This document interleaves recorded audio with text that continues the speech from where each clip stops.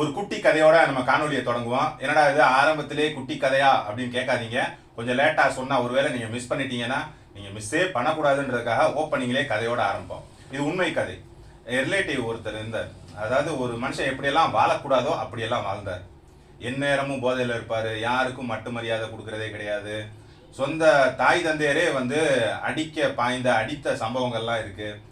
யாரையுமே வச்சு பார்க்க மாட்டார். அப்படிப்பட்ட ஒரு கேரக்டர். அப்பேற்பட்ட கேரக்டருக்கு ஒரு பையன், அந்த பையன் வளர்றான். ஒரு காலகட்டத்தில் இந்த தந்தைங்கிற ரோல் குடும்பத்தில் இல்லாமல் பிரிஞ்சு போயிடுறாரு. அப்போ யதார்த்தமாக எங்கள் ரிலேட்டிவ் ஒருத்தர்கிட்ட அந்த பையன் எப்படிங்க இருக்கான் அப்படின்னு நான் கேட்குறேன். அதுக்கு அவர் ரொம்ப சீரியஸாக சொன்னார், பரவாயில்லப்பா, அவன் நல்லா வந்துட்டான், அவங்க அப்பா பேரை காப்பாற்றிடுவான், அவங்க அப்பாவுக்கு நல்ல பேரை எடுத்து கொடுத்துருவான் அப்படின்னாரு. பரவாயில்லையே, இப்படிப்பட்ட ஒரு தந்தைக்கு பிள்ளையா இருந்து அப்பாவுக்கு நல்ல பேர் எடுத்துக்கிடுவேன், பரவாயில்ல, சந்தோஷம் அப்படின்ற மாதிரி நம்மளுடைய பதிலாக இருந்துச்சு. திருப்பி என்ன நீ ரொம்ப சந்தோஷப்படாத அப்படின்ட்டு விஷயத்த சொல்கிறாரு. அதாவது அவங்க அப்பா பேரை காப்பாற்றிடுவான் அப்படின்னா நல்ல காரியங்களை மக்களுக்கு செஞ்சு பரவாயில்ல, இன்னாரோடைய அப்பா தான் இவர் அப்படின்னு பேர் எடுத்து கொடுக்கறது கிடையாது. இந்த புல்ல செய்யக்கூடிய அநியாயங்கள் அக்கிரமங்கள் இதுக்கு அவங்க அப்பா எவ்வளவோ மேல். அவங்க அப்பா லோக்கல் ரவுடிசம், லோக்கல் சண்டியர்த்தனம் அப்படின்னா புல்ல எஸ்டிடி ரேஞ்சு ஐஎஸ்டி ரேஞ்சுக்கு போயிடுச்சு. அப்போ இதை கம்பேர் பண்ணும்போது அவங்க அப்பா எவ்வளவோ பெட்டர். இந்த கதை உண்மையிலே நமக்கு இப்போ ஞாபகம் வருது உதயநிதி ஸ்டாலின் அவர்களின் இந்த கொச்சையான அருவருப்பான கீழ்த்தனமான மேடை பேச்சு மூலயமா. இதை கம்பேர் பண்ணும்போது உண்மையிலே ஸ்டாலின் அவர்கள் எவ்வளவோ மேல் தான். அநாகரிகமாக அவர் பொதுவெளியில் பேசலை, நடந்துக்கலை. சனாதனத்தை ஒழிப்பேன் அப்படின்னு அவர் மாநாடு நடத்தலை. பெண்களை இழிவுபடுத்தலை, கொச்சப்படுத்தலை. அவர் அரசியலை மட்டுமே செஞ்சுக்கிட்டு இருந்தார். இப்பேற்பட்ட ஒரு தலைவர், அடுத்த தலைவர் இப்படியெல்லாம் பேசும்போது தானே இவருக்கு நல்ல பேர் கிடைக்குது. ஆனால் அவங்க ரெண்டு பேரும் இன்னைக்கு சொல்ல முடியாத துயரத்துக்கு போயிருக்காங்க அப்படின்ற மாதிரியான செய்திகள் தான் நம்ம கேள்விப்படுறோம். நம்ம கட்சி 75 ஆண்டு பாரம்பரியம் மிக்க ஒரு கட்சியை எவ்வளவோ பிரச்சனைகளுக்கு மத்தியில், ஒரு பக்கம் அழகிரி அவர்கள், இன்னொரு பக்கம் கனிமொழி அவர்கள், இவங்க எல்லாருக்கும் மத்தியில் எப்படியாவது சேஃபாக நம்ம பிள்ளைகிட்ட இதை ஹேண்ட் ஓவர் பண்ணிடணும், அடுத்த முதலமைச்சராக்கி அழகு பார்க்கணும் அப்படின்ற கனவுல இருக்கக்கூடிய ஸ்டாலின் அவர்களுக்கும் அம்மையார் துர்கா அவர்களுக்கும் உதயநிதி ஸ்டாலினின் போக்கு முகம் சுளிக்க வைக்கிறது. மிகவும் வேதனையில் உள்ளார்கள் அப்படின்ற செய்தி நமக்கு கிடைக்கும். இருக்காதா பின்ன? ஒன்றும் இல்லைங்க, சில விஷயங்கள்லாம் நம்ம சேனலில் நம்ம பேசுறது இல்லை. உதாரணத்துக்கு லியோனி அவர்கள் என்னெல்லாம் பேசினாரு, கிருஷ்ணமூர்த்தி அடிக்கடி பேசி ஜெயிலுக்கு போயிடுவார். இந்த மாதிரி டாபிக் எல்லாமே நம்ம அவாய்ட் பண்ணோம். ஏன் அவாய்ட் பண்ணோம் அப்படின்னா, அந்த விஷயங்களை நம்ம பேசும்போது அவங்க என்ன சொன்னாங்க அப்படின்ற வார்த்தையை நம்ம சொல்லணும்ல. அது சொல்லி தானே நம்ம அதை பற்றி விளக்க முடியும். இது தப்பு, இப்படியெல்லாம் நீங்கள் பேசுகிறீங்களா அப்படின்னு கேட்க முடியும். ஆனால் அந்த வார்த்தையை நம்ம சொல்லி அதை பற்றின கேள்விகள் எழுப்பும்போது, இந்த காணொலியை என்னுடைய அப்பா அம்மாவும் பார்ப்பாங்களே, என் மனைவியும் பார்க்குமே, என் பிள்ளையும் பார்ப்பானே, அப்பா இப்படிப்பட்ட வார்த்தைகளெல்லாம் பேசுறாரா அப்படின்ற ஒரு சிந்தனை நமக்கு வரும். இதை அவாய்ட் பண்றதுக்காகவே பெரும்பாலும் இந்த மாதிரியான காணொலிகளை பத்தி, கொச்சையான பேச்சுகளை பத்தி நம்ம பதிவு பண்றது இல்லை. ஒன்றும் இல்லைங்க, இத்தினூண்டு சேனல் எத்தனை பேர் பார்த்துக்கிட்டீங்கன்னு உங்களுக்கு தெரியும். நமக்கே இந்த உணர்வு வரும்போது 75 ஆண்டு பாரம்பரியம், தமிழகத்தின் நாளைய முதலமைச்சர் நான் தான், ஒட்டுமொத்த இந்தியாவே ஆளக்கூடிய கட்சியா எங்க கட்சி மாறும்னு சொல்லக்கூடிய ஒரு தலைவருக்கு இந்த ஞானம், அறிவு இருக்காதா? அவருக்கு குடும்பம், குட்டி, அம்மா, அப்பா அவங்களும் தானே அதை பார்ப்பாங்க. சரி, அவங்களெல்லாம் விடுங்க. மகளிர் அணின்னு ஒரு அணி அவங்க கட்சியிலே இருக்கே. கனிமொழி அக்கா எங்க எது நடந்தாலும் நாக்பூர்ல என்னாச்சு, மணிப்பூர்ல என்னாச்சு, அசாம்ல என்னாச்சு, குஜராத்ல என்னாச்சுன்னு கேள்வி கேட்கக்கூடிய கனிமொழி அக்கா இதுக்கு இன்னும் வாயவே திறக்கலையே. அதே மாதிரி சுந்தரவல்லி அக்கா எங்க போனாங்க? என்ன சொல்றாங்கிறத விடுங்க, அவங்க சொல்ல வேணாம், சொல்ல மாட்டாங்க. ஆனா இது ஏற்புடையதா? இவங்களெல்லாம் முகம் சுளிக்க மாட்டாங்களா? அப்போ எதை நோக்கி இந்த திராவிட மாடல் நடந்துகிட்டு இருக்கு? பொதுவா இன்னைக்கு தாவேகாக்கு பெரிய சேலஞ்சா இருக்கக்கூடியது ரெண்டு விஷயம்.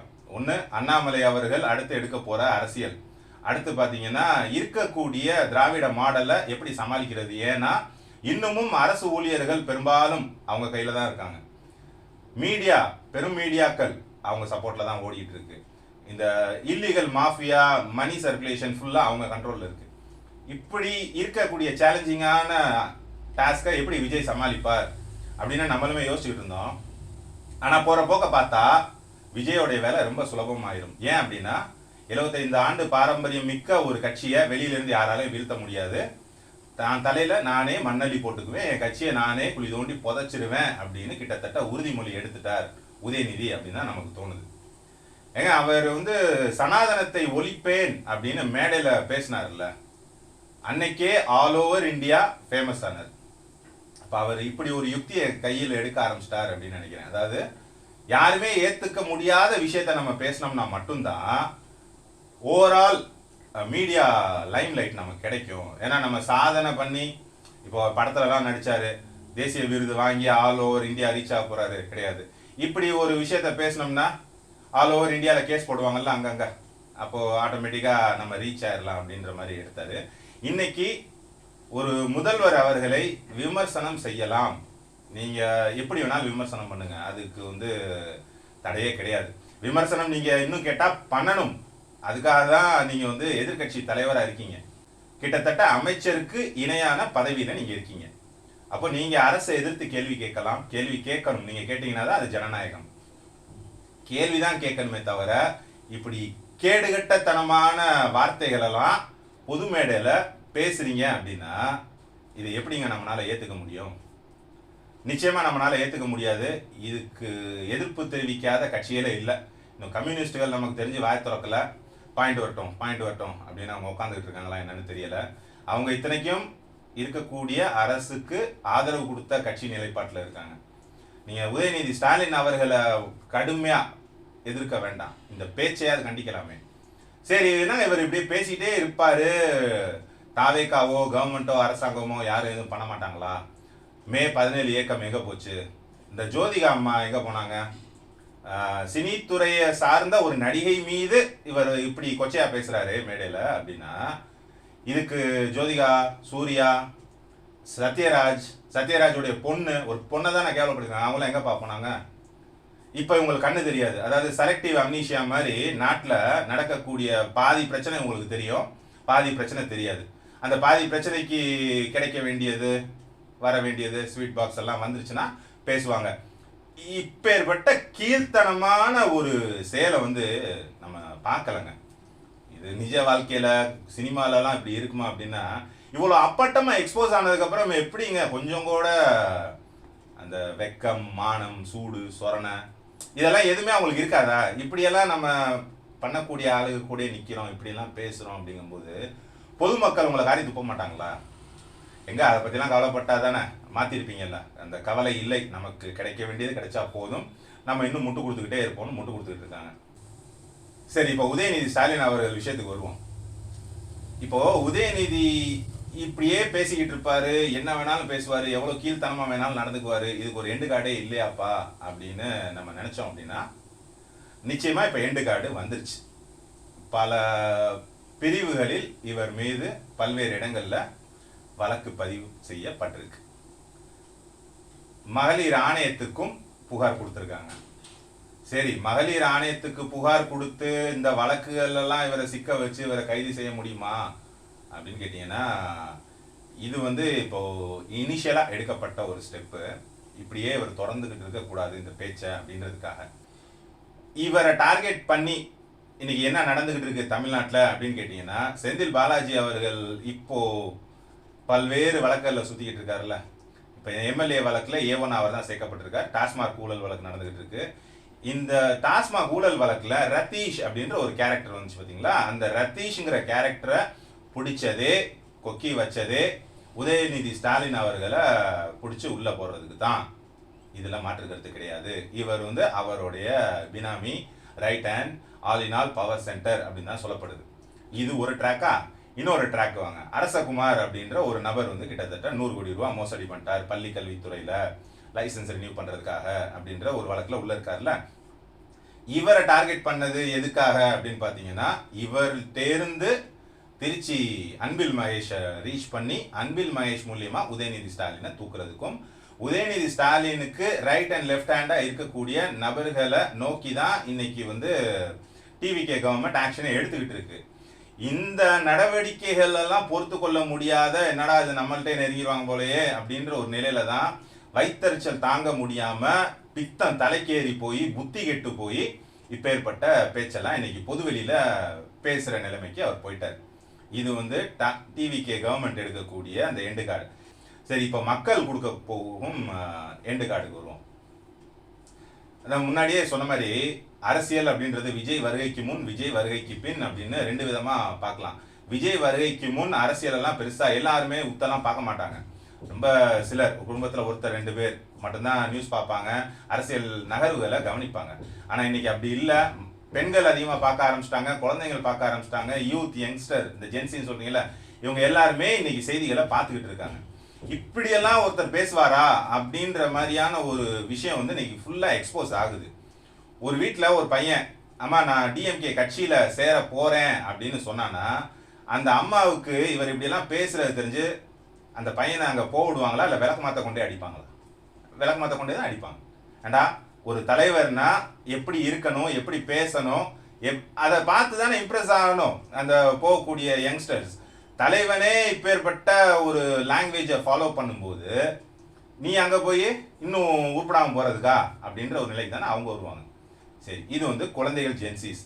மகளிர், அந்த கட்சியிலே சப்போர்ட் பண்ணக்கூடிய பெண்கள்லாம் இருப்பாங்கல்ல, அவங்க முகம் சொல்லிக்க மாட்டாங்களா? இப்பேற்பட்ட ஒரு தலைவனுக்கு கீழே நம்ம வேலை பார்க்கணுமா அப்படின்ற உணர்வு அவங்களுக்கு வராதா?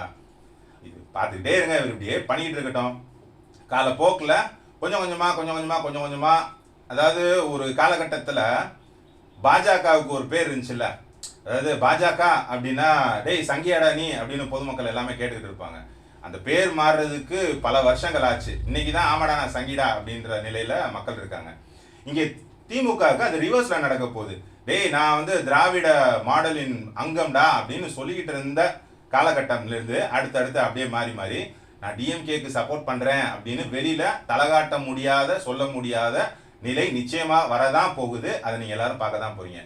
பொதுவாக நம்ம அந்த அரசியல் பேசணும் அப்படின்னு ஒரு முடிவு எடுத்து இந்த சேனல் தொடங்கி பண்ணிட்டு இருக்கோம்ல, நம்மளுடைய ஆக்சுவல் நிலைப்பாடு எந்த கட்சியையும் சப்போர்ட் பண்றதோ எதிர்க்கிறதோ இல்லை. ஆளுங்கட்சியா யார் இருக்காங்களோ அவங்களுடைய செயல்பாடுகளை சுட்டி காட்டுறதும் பொதுமக்களுக்கு விமர்சனம் ஏற்படுத்துறதும் தான். காரணம் என்ன அப்படின்னு பார்த்தீங்கன்னா, மீடியாவில் இந்த ஆளுங்கட்சிக்கு எதிரான விஷயங்கள், மக்கள்கிட்ட இருக்கக்கூடிய ரியல் பிரச்சனை வெளியில் எக்ஸ்போஸ் ஆகாது. அப்போ இந்த மாதிரி பிரச்சனைகளை சோசியல் மீடியா மூலியமா நம்ம எக்ஸ்போஸ் பண்ணுவோம், பொதுமக்களுக்கு விழிப்புணர்வு ஏற்படுத்துவோம் அப்படின்றதுக்காக தொடங்கப்பட்டதான் இந்த சேனல். இந்த சேனல் முழுக்க டிவிகே கட்சிக்கு சப்போர்ட் பண்ணிக்கிட்டு அவங்க கட்சியை வளர்க்கறதுக்காக நம்ம இங்கே உட்காந்து பேசலை. ஆனால் இன்னும் நம்மள அவங்கள கடுமையாக எதிர்க்க ஆரம்பிக்கல. ஏன் அப்படின்னா, இந்த டிஎம்கே பண்ண செயல்கள் கடந்த 5 ஆண்டுகள்ல அவங்க பண்ண அராஜகம், அட்டூழியம், இந்த அதிர்ச்சியிலேருந்தே நம்ம இன்னும் மீண்டு வரலைங்க. அதுக்கு அதனுடைய கவுண்டர் ஆக்ஷன்ஸ் இப்போ நடக்கும்போது இதை பேசாம இவங்கள போய் என்ன நோண்ட போறோம்? சரி, இன்னொன்று, ஃபர்ஸ்ட் டைம் இப்போதான் வந்திருக்காங்க. ஏங்க, புதுசா நம்ம ஒரு கிளர்க் வேலைக்கு இல்லை ஒரு ஐடி ஃபீல்ட்லையோ இல்லை ஏதோ ஒரு பேசிக் வேலைக்கு ஒரு இடத்துக்கு போனாலே அந்த வேலை என்ன, ப்ரொசீஜர் என்ன, எப்படி என்னன்னு எல்லாம் தெரிஞ்சுக்கிறதுக்குள்ள நமக்கு 2-3 மாதம் ஆயிடுது இல்லை. அப்படி இருக்கும்போது ஓவரால் தமிழ்நாடு அட்மினிஸ்ட்ரேஷன் அப்படின்னா அவங்களும் அந்த தடுமாற்றத்தில் கண்டிப்பாக இருப்பாங்க. இந்த ஒரு புரிதலுக்காக மட்டுமே தான் நம்ம டிவிகே கவர்மெண்ட்டை கடுமையாக விமர்சனம் பண்ணலை. அப்படியும் மிக முக்கியமான பிரச்சனைகளை சின்ன விஷயங்கள் நம்ம சொல்லிட்டு தான் இருக்கோம். கொஞ்சம் டைம் போகட்டும், அவங்க என்ன பண்ணுறாங்கன்னு பார்ப்போம். இன்டென்ஷனலாக பண்ணுறாங்களா இல்லை பர்பஸ்லியாக பண்ணுறாங்களா அப்படின்றத நாளுக்கு நாள் தெரிய வரும்போது கண்டிப்பாக நம்ம டிவிகே கவர்மெண்ட்டையும் எதிர்த்து அவங்க செய்யக்கூடிய விஷயங்களையும் பேசுவோம். நமக்கு யாரும் ஃபண்டர்லாம் இல்லைங்க, எந்த கட்சி சார்பாகவும் இதை பேசுங்க அதை பேசாதீங்க அப்படின்னு யாரும் சொல்லலை. சாமானிய மக்களின் குரலாக இந்த சேனல் இருக்கணும் அப்படின்றத நம்மளுடைய நோக்கம். அதை நோக்கி தான் நம்ம நடந்துகிட்டு இருக்கோம். காணொலி பிடிச்சிருந்தா லைக் பண்ணுங்க, ஷேர் பண்ணுங்க, சப்ஸ்கிரைப் பண்ணுங்க. மீண்டும் ஒரு நல்ல காணொலியில் உங்கள் அனைவரையும் சந்திக்கிறேன். நன்றி, வணக்கம்.